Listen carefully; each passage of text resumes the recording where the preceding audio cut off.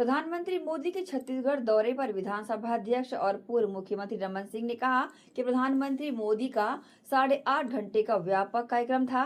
उन्होंने पुट्टपर्थी साई संस्थान का दौरा किया, जहां उन्होंने बच्चों के साथ समय बिताया। इसके बाद ब्रह्म कुमारी ध्यान केंद्र का दौरा किया। उन्होंने विधानसभा परिसर, यात्रा संग्रहालय का भी दौरा किया और एक कार्यक्रम में भाग लिया।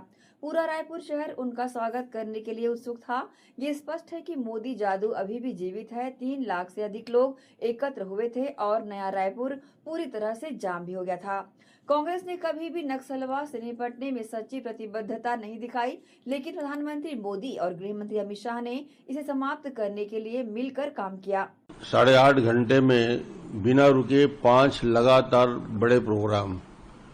एयरपोर्ट से आते ही सीधे हॉस्पिटल गए, पुट्टपर्थी साई संस्थान के, वहां 1 घंटा का समय बच्चों के साथ बिताया। फिर वहां से एक बड़ा बिल्डिंग बनाया है प्रजापिता ब्रह्म कुमारी के, वहां मेडिटेशन के लिए वहां 1 घंटा का समय दिया। फिर विधानसभा के परिसर में आए, वहां करीब 1 घंटा 20 मिनट और 2 में 1.5 घंटे का समय बिताया। और फिर एक ट्रैवल म्यूजियम में करीब पूरे समय 1.5 घंटे वहां घूमते हुए सभी अलग अलग 14 स्थानों पे उन्होंने प्रेजेंटेशन बनाया, उसको देखा। और बाद में आम सभा में जो कार्यक्रम हुआ, तो ये मोदी जी का बिना रुके लगातार 8.5 घंटे का प्रोग्राम और ऐतिहासिक स्वागत। रायपुर की सड़कें, नया रायपुर की सड़कें पहली बार जाम हुई। पूरे सड़कों का ट्रैफिक अस्त व्यस्त हो गया।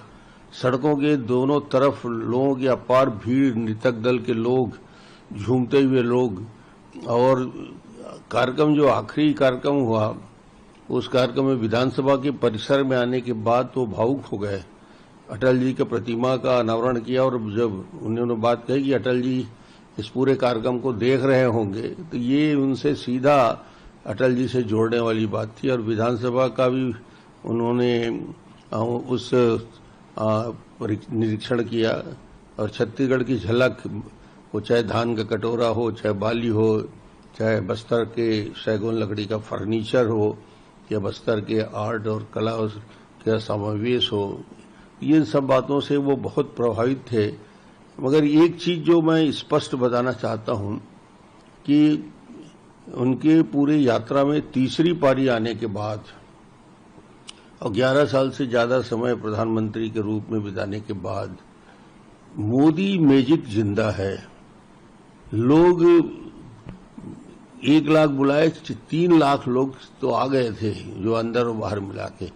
ये चमत्कार सिर्फ हिंदुस्तान के लंबे समय तक राजनीति करने वालों में, आज हिंदुस्तान में मोदी जी के पास वो चमत्कार है, उनका आकर्षण है, उनके प्रति युवा से लेकर हर वर्ग के सम्मोहन है कि लोग दौड़े चले आए। और पूरा नया रायपुर कल ब्लॉक था और इतना शानदार उनका भाषण विधानसभा के परिसर में जो हुआ, और मैंने बहुत दिनों बाद इतना स्पष्ट व्याख्या उन्होंने रामराज से विधानसभा की प्रक्रिया को जोड़ा, विधानसभा के प्रक्रिया के साथ साथ और बस्तर को प्रजातंत्र के साथ जोड़ते हुए मुरिया दरबार का चित्रण किया। तो क्या छत्तीसगढ़ के बारे में प्रधानमंत्री जी का नॉलेज और विधानसभा के परिसर में उस मुरिया दरबार का और बस्तर का बात और शांति की तरफ बस्तर जा रहा है, वो मोदी जी के चेहरे की चमक बताती है कि जो कल 370 समाप्त किया जम्मू कश्मीर से और हिंदुस्तान से नक्सलवाद को और छत्तीसगढ़ से,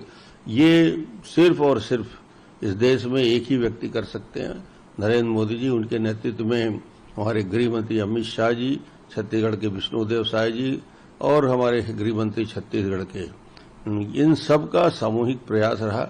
मगर ये दृढ़ इच्छा शक्ति मोदी जी की है, जो इस पूरे मामले में छत्तीसगढ़ के विकास की कल्पना, वहां पर यदि ग्रीनरी है, 22 किलोमीटर का ग्रीन कॉरिडोर है, तो ये मोदी जी का ही सुझाव था।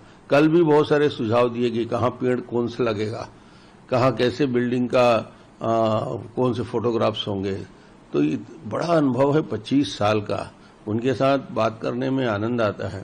तो कल का एक कार्यक्रम छत्तीसगढ़ के इतिहास का अभूतपूर्व क्षण था।